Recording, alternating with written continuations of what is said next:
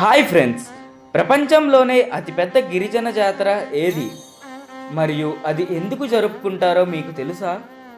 తెలంగాణ గర్వకారణమైన మేడారం జాతర ప్రతి 2 సంవత్సరాలకు ఒకసారి తెలంగాణలోని మేడారం అడవుల్లో జరుగుతుంది. ఇది సమ్మక్క సారలమ్మ దేవతలకు అంకితం.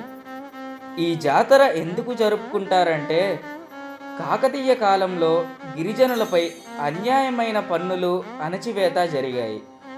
దానికి ఎదిరించి పోరాడిన వీరనారి సమ్మక్క.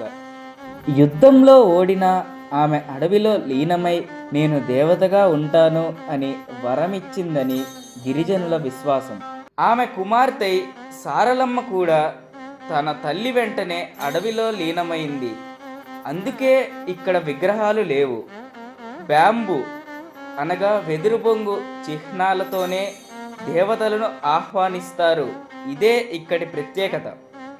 లక్షలు కాదు, కొన్ని కోట్ల మంది భక్తులు ఈ చిన్న గ్రామానికి వస్తారు.